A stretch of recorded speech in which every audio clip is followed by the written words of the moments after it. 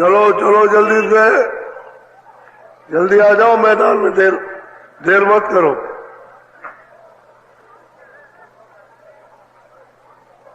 चलो चलो समय होने वाला।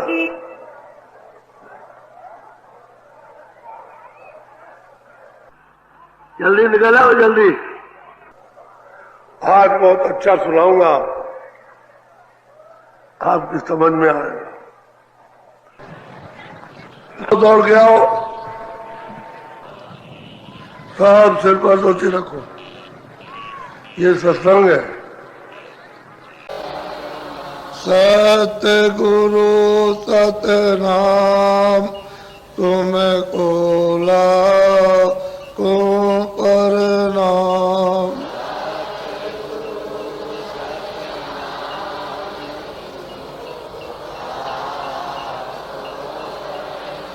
तुमको लाखों प्रणाम।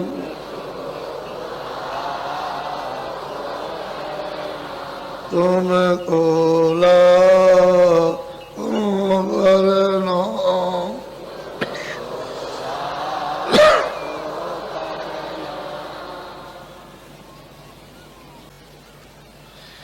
जिस स्थान पर आप रह रहे हो, यह स्थान काल का देश है, यानी मृत्यु लोक।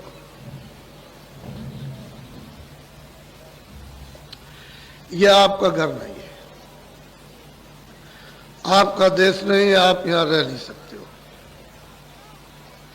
तो आप अपने घर में चलने की तैयारी करो, क्योंकि दूसरे के सामान को छोड़ो और अपना सामान पकड़ो। तुम कहोगे मैं ये भी सामान ले जाऊंगा, तो ये सामान वहां जाएगा। ये जो भी सामान है सब कूड़ा कचरा है, इसमें कुछ नहीं किया, सामान वहां है नहीं। तो दूसरे के सामान को फेंक दो और अपना सामान पकड़ लो, तब तो चल दोगे घर में। और अपना सामान छोड़ दिया, दूसरे को पकड़े हुए हो, तो हमारी दशा क्या हो रही है कि जब तोता पकड़ते हैं तो गिर्री होती है, गिर्री ऐसे उसको लगा देते, तो धीरे से उसको ले जाते हैं, डाल के पास में उसको पहुंचा दिया जहां तोता बैठता है।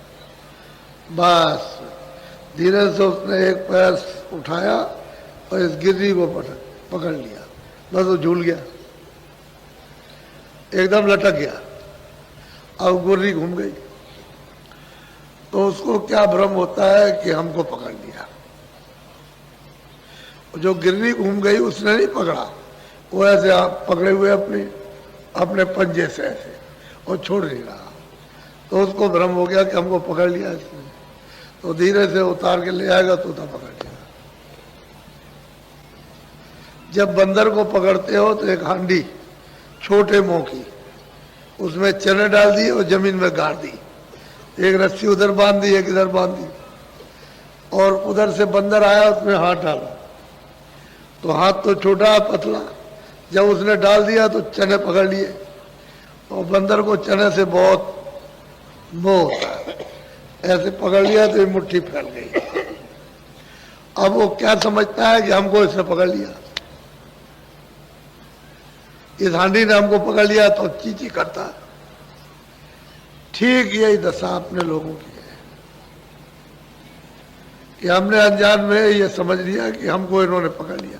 इन्होंने कुछ नहीं पकड़ा, आपने इनको पकड़ लिया, क्योंकि ये तो चीजें आपकी है नहीं। परदेश है, परदेश की चीजें। अपना देश होता, अपनी चीजें होती, तब तो ठीक था।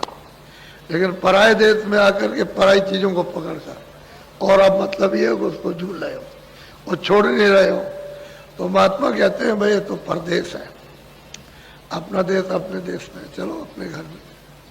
उससे चलने के लिए तुम दरवाजे पे बैठे हुए हो, उसके साथ सामान को पटको और अपना साथ सामान पकड़ो, तो चल पड़ो घर की तरफ में। अब तुम ये छोड़ोगे नहीं तो उसका क्षेत्र तो बहुत छोटा है, सुई होती है उसके 1000 यानी छेद किए जाओ उससे भी छोटा, तो उसमें ये कैसे सूख जा सकता है? ये संसार सूप है, ये उसमें नहीं जाएगा। अगर बारीक हो जाओ तो चले जाओ छेद, तो सामान फेर दो तो बारीक हो जाओगे, उसके छेद में चले जाओगे, निकल जाओ। तो जीवात्मा दोनों आंखों के मध्य भाग में बैठी है। ये मध्य भाग है, ये सेंटर है, ये दरमियान है, इसमें जीवात्मा बैठी है, शरीर में नहीं है। ये नाक है, ये मुंह है, गला है, सीना, ये नाभि है, इंद्रिय द्वार, इधर कुछ नहीं, यहां से नीचे कुछ नहीं है। वो तो आकाश तो यहीं तक है। ये जो दो आंखों से देखते हो, जब आंख खोलते हो तो समझते हो ऊपर आकाश है, आंख बंद कर लो तो ये आकाश यही है बस। ये दोनों आंखें हैं, ये दोनों नीचे है, ये दोनों नीचे, दोनों नाक नीचे है। इस आकाश के ऊपर में बैठी हुई है वो जीवात्मा, ऊपर है। उस जीवात्मा में एक आंख है और शरीर में 2 आंखें। उस जीवात्मा में एक नाक है और शरीर में 2 नाक। उस जीवात्मा में एक कान है और शरीर में 2 कान। तो कितने कान हुए? 3 कान हो गए। अब यह है कि 3 कान है, 3 आंख है, 3, ये तो मोटी चीज है। ये तो ऐसी पराविद्या थी सनातन कि सब लोग उसको जल्दी से, यानी जैसे ही जन्म लिया वैसे ही सीख लेते थे। अब इस पराविद्या को सिखाने के लिए कितनी मेहनत, क्यों ऐसी मेहनत पड़ती है कि जब आए थे पैदा हुए तुरंत, तो तुमने उस रामायण को नहीं सुना कि जब तुरंत अपनी विद्या को पकड़ लिए, देर नहीं लगी, जैसे ही बाहर मां के गर्भ से आए वैसे ही शाम भी उस विद्या को पकड़े हुए थे। तो कहते हैं कि भाई उस समय पर तो तुम्हारी उम्र लाख बरस की थी, इस शरीर की उम्र उस समय लाख बरस की थी। जब जीवात्मा लाई गई यहाँ और इस मनुष्य रूपी मंदिर में ये बैठाई गई तो इसकी उम्र थी लाख बरस की। तो लाख बरस की बच्चा जब पैदा हुआ माँ के पेट से, तो जीवात्मा को जब 5वें महीना लगा तो जीवात्मा को यहाँ बैठा दिया, क्योंकि उसने पहले खोल बनाया। ये रचना का पूरा विवरण आपको तो पता नहीं, आपको तो मालूम नहीं, किसी से आपने सुना नहीं, समझा नहीं, कुछ देखा नहीं, कुछ किया नहीं, तो आपको क्या पता चलेगा। सही सच्ची बात है कि जीवात्मा किस तरह से आई ये भी नहीं मालूम, और जीवात्मा है क्या ये भी आपको नहीं पता, और वो जीवात्मा कैसे जाएगी वो भी नहीं मालूम। तो सब भूल भाल करके तो सब खत्म है।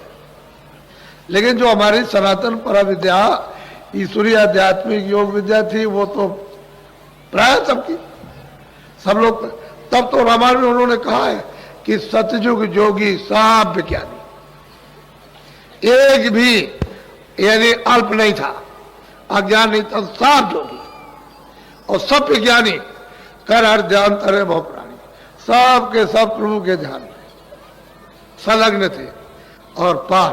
जैसे ही समय पूरा हुआ लाख बरस के वैसे सीधे पार गए। उसी को कहते हैं भवसागर नदी से पार जाओ। अब वो तो मतलब यह है कि जब उसके देश का विधान बन गया और आपको उसका अधिकार दे दिया कि देखो मेरे देश का ये विधान है, उसने बना दिया और तुमको मैं पूरा अधिकार देता हूं, तो विधान बना, ऐसे तो विधान बनाया नहीं। जब लाख बरस की आयु पूरी हुई तो ये जीवात्मा सब वापस गई, क्योंकि कोई चौकी पहरा रोक टोक कुछ बंधन तो था नहीं उस समय, कोई पाप नहीं, पुण्य नहीं, अच्छा नहीं, बुरा नहीं, ये कुछ नहीं था, कोई किसी तरह की गंदगी थी नहीं।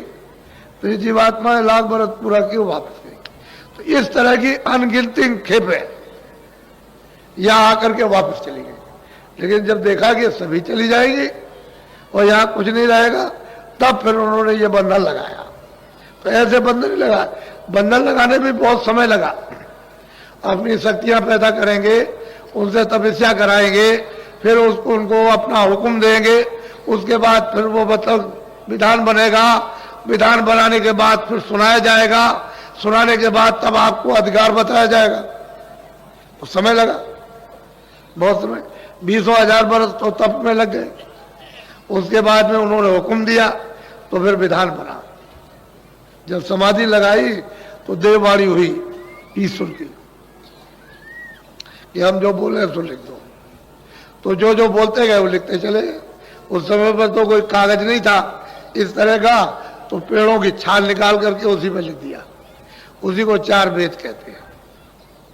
पूरा का पूरा विधान, रोगी का, कोढ़ी का, लूले का, लंगड़े का, अंधे का, बहरे का, अमीर का, गरीब का, निर्धन का, धनी का, राजा का, रैयत का, रूप का, कुरूप का, ये सब 4 खानों का, 84 लाख योनियों का, नरकों का, स्वर्ग का, वैकुंठ का, सब बन गया।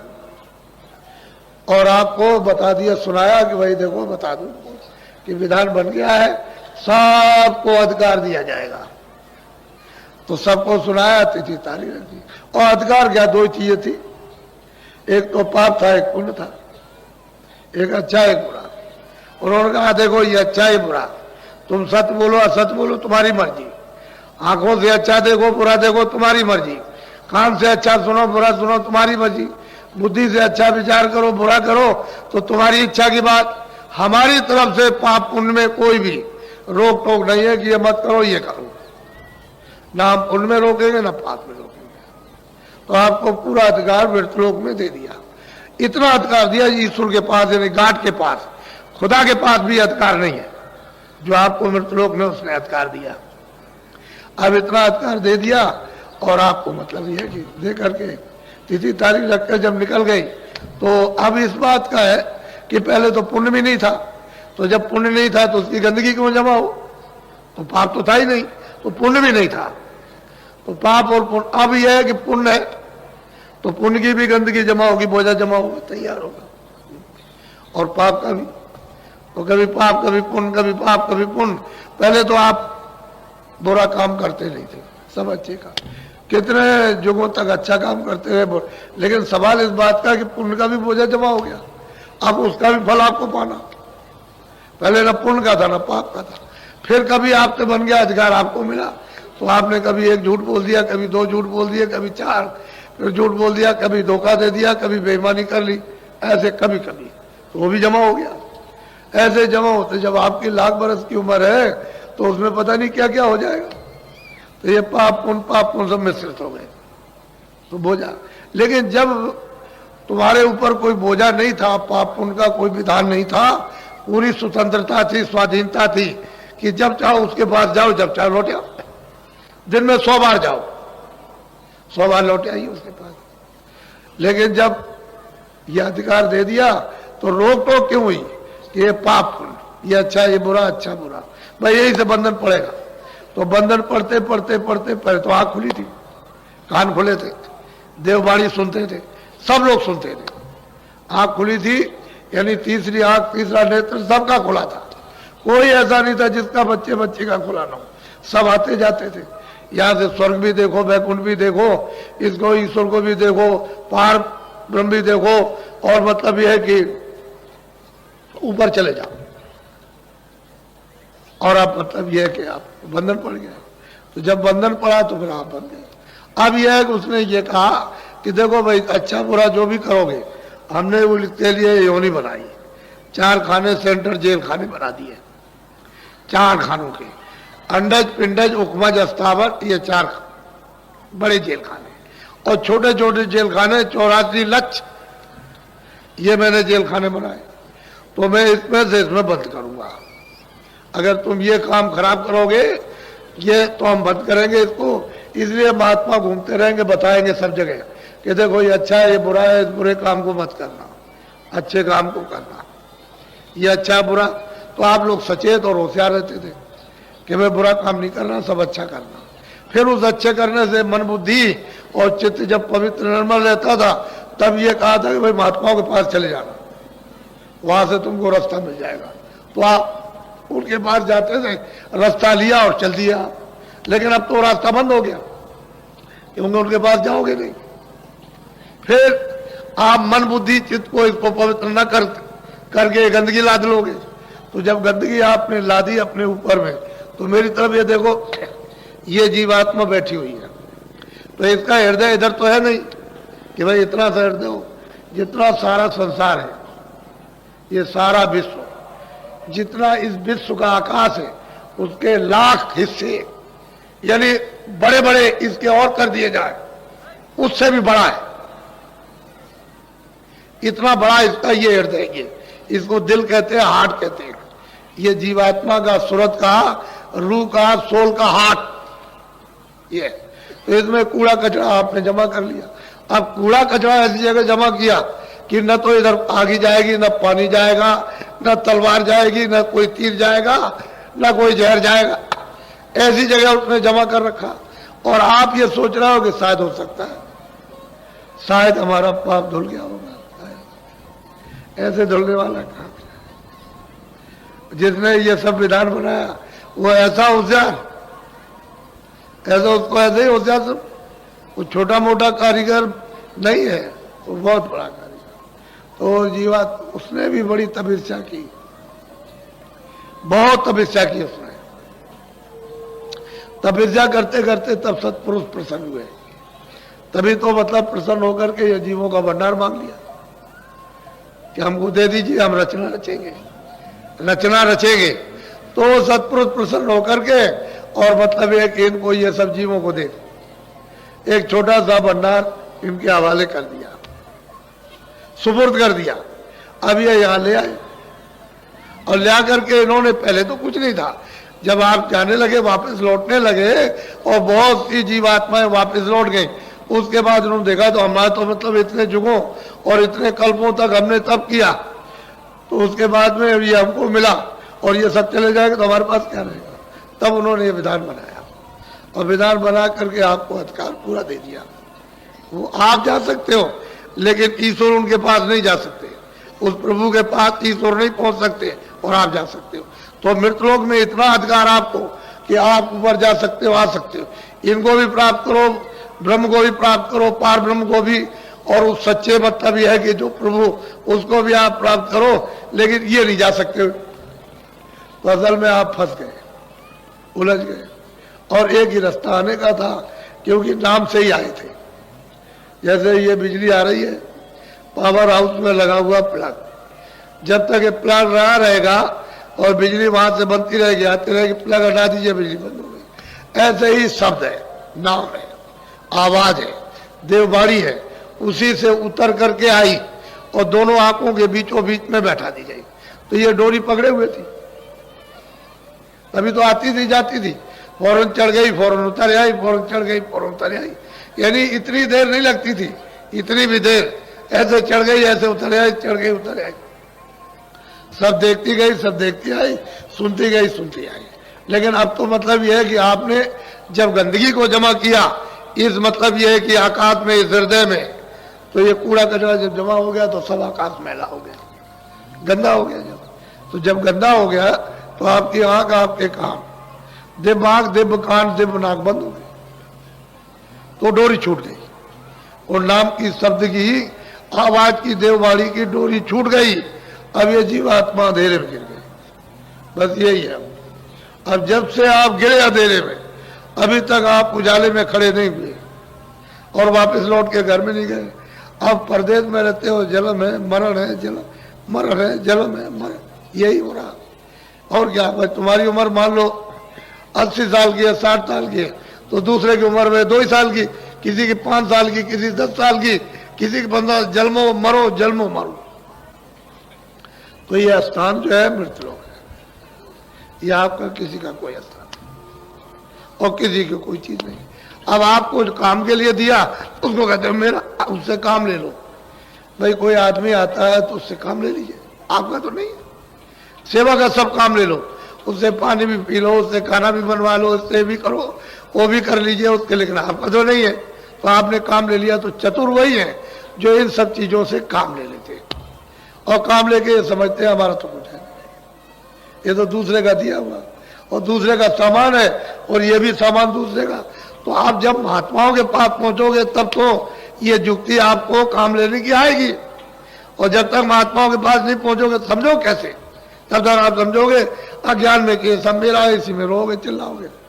तो मोह सकल व्याधियों का मूल है, समुद्र है, समुद्र है, सागर कहते हैं, उसमें डूब गए। अब ये कैसे छोड़ देगा जब उसमें डूब गए, निकालेगा कौन मुंह से? संपूर्ण व्याधियां मुंह से, उसमें डूब गए उस खजाने, उस व्याधियों के खजाने में डूब गए। अब बिना महापुरुषों के नहीं निकल सकते, तो जगा हुआ महापुरुष चाहिए। कोई दाढ़ी बाल हमारी तरफ से अगर कोई रखा ले और कहते कि भाई तुम साधु हो गए, इसका नाम साधु नहीं है। साधु नाम तो उसका है जिसकी जीवात्मा जाग जाए और उस प्रभु का साक्षात करे, उसको साधु कहते हैं, महापुरुष कहते हैं। वैसे साधना के लिए कोई वेश बनाओ, सफेद कपड़े पहनो, गेरू कपड़े पहनो, लाल पहनो, तुम काले पहन लो, तुम और कुछ पहन लो, तो इससे कुछ मतलब नहीं। वो बगैर दाढ़ी वाला भी प्राप्त करेगा, दाढ़ी वाला भी प्राप्त करेगा, कपड़े वाला भी, रंगा भी प्राप्त करेगा। लेकिन यह है कि वो इन सब चीजों में बंधा नहीं। तो तुम बन जाते हो कि हमारे गेरू कपड़े, हमारे सफेद कपड़े, हमारे काले कपड़े, हमारा ये, हमारा वो, तो इसमें समझते हो कि हम साधु हो गए। ये साधु नहीं, जिसकी जीवात्मा जाग जाए उसको कहते हैं साधु। इसको असल में चीज ये है कि आए थे अपने घर से और घर का रास्ता छूट गया, हम नहीं ले। अब चारों तरफ भटकते हो कि भाई तू बता दे, तू दे दे रास्ता, तू दे दे, इधर जा रहे चले जा रहे हो, तब तक तुम्हारा समय पूरा हो गया। क्यों? कि मनुष्य जीवन का कर्म जो पुण्य होता है मनुष्य शरीर पाने के लिए, वो तो एक एक कण इकट्ठा होता है। वो उसमें से क्या तुम करते हो, उसमें से एक इकट्ठा हो गया। बाकी चार खानों के अलग अलग अलग अलग यानी कर्म पुण्य, पशु का, पंछी का, कीड़ों का, यानी इनका अलग अलग जो कर्म है और उसका जो अलग अलग पाप पुण्य वो अलग अलग जमा होता है। उसको उसी उन्हीं में मिलेगा, आपका होगा आपको इस उन्हीं में मिलेगा। तो मनुष्य शरीर के कर्म अलग है प्राप्त करने के, और पशु इत्यादि पंछी उनके अलग कर्म है, तो उसका भोग अलग है, इसका भोग अलग है। तो आप मनुष्य शरीर का तो कोई काम करते नहीं कि आपको फिर मिल जाएगा। अब आपको तो पता है नहीं, आप तो समझ लेते हो मैंने कर लिया होगा, तो तुम्हारे समझने से क्या होने वाला? अंधेरे में क्या समझोगे? जब तक उजाला नहीं होगा तब तक कुछ नहीं समझ सकते हो। तो ये मनुष्य शरीर फिर मिलेगा नहीं, फिर आपके हाथ आएगा नहीं, क्योंकि आपने कर्म तो कोई किया नहीं। तो कितनी लंबी चौड़ी है? 84 चार खाने और 84 लक्ष्य नस्लें, यानी मतलब कितना लंबा चौड़ा ये जंगल है। कब पार करके आओगे? तब जाकर के कभी ये कब 1 बरस के लिए, 2 बरस के लिए, 10 बरस के लिए या 20 बरस के लिए तुमको समय मिला, फिर चल दिए, फिर लौट गए। मनुष्य जीवन नहीं मिलता। अब की बार आपको मिल गया, इससे आप लोग बचे हुए समय से काम लो। हमने तो आपको यहाँ पर जो बुलाया है, ऐसा कोई आदमी समझता था कि इतने आदमी आएंगे? सब अंधेरे में थे। अभी क्या? अभी तो आप देखिएगा कल, अभी आपने देखा ही क्या? कुछ नहीं देखा। तो उससे लाभ उठाना चाहिए सबको अवसर मिलता। कोई ये नहीं कह सकता भाई हमको मौका नहीं मिलता। सबको, छोटे बड़े, पढ़े लिखे अनपढ़, किसी भी मतलब मनुष्य हो, इंसान हो, सबको ये मौका, सबको अवसर दिया जाता है कि सबको लाभ। लोग ये कहते हैं कि नहीं हमको नहीं मौका मिला, हमको अवसर नहीं मिला और हमको मतलब ऐसा नहीं, सबको। कोई ये नहीं कह सकता। अब उसका लाभ जमा कर रख सकते हो, नहीं रख सकते हो। चीज दी हुई तुम्हारे पास, ये झोली है कि नहीं जिसमें तुम रखो, लेना आता नहीं है, दे दिया जाए तो फेंक देते हो ऐसे करके, तो फिर कोई क्या करेगा? वो तो सबको मौका देता, यह अवसर सबको मिलता है। तो असल में मनुष्य अनमोल शरीर प्राप्त किया और दरवाजे पे बैठे हुए, बिल्कुल सामने स्वर्ग है, सामने ही बिल्कुल बैकुंठ है और दरवाजे बैठे हो, और मतलब इधर अंधेरे में बैठे हो। तो तुम कम से कम इतना तो करो कि अपनी जीवात्मा के ऊपर में मैल है, जो गंदगी जमा है, जिससे कि वो बंद हो गई, तो उसको तो साफ करा लो थोड़ी सी। कुछ तुम भी मेहनत करो, कुछ जो बता रहा है, जो रास्ता चलाएगा, कुछ वो मेहनत कर देगा। तो दोनों की मेहनत से अतिशय रगड़ करे जो कोई, अनल प्रगड़ चंदन से हुई। अरे भाई जीवात्मा से जब आप रगड़ोगे तो मैल कटेगा, कुछ वो करेगा, कुछ आप करोगे, बस रगड़ पड़ जाएगी। तो शुद्धि सफाई मन की, बुद्धि की, चित्त की, अंतःकरण और जीवात्मा की हो जाएगी। अंतःकरण उसी हृदय को कहते हैं, उसी आकाश को जिसमें ये सब कूड़ा कचरा जमा हो गया, उसी को कहते हैं सफाई। जब तक वो नहीं साफ होता तो आपको दिखाई क्या देगा? आप तो दरवाजे में बैठे हो और शरीर के बाहर बैठे हो, कोई शरीर के अंदर नहीं हो, लेकिन कूड़े कचरे की वजह से, यानी मतलब यह है कि दब गए, अब नहीं छोड़ सकते उस पर्दे को, कि उसने और आप दोनों का पर्दा एक मिल गया, जमा हो गया। अब इतना उससे संबंध उसका इसके, तो दोनों का संबंध हो गया, बीच में वो दब गई। तो जीवात्मा तो चेतन है, वो तो जड़ है नहीं, उसमें तो आंख भी है, कान भी है, नाक भी। अब ये शरीर में काम लेने के लिए शरीर के कान है, शरीर की आंख है, शरीर की नाक है।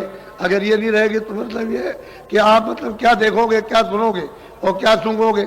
उसने बाहर से भी सुराग रखे ताकि बाहर की चीजों का बोध हो जाए।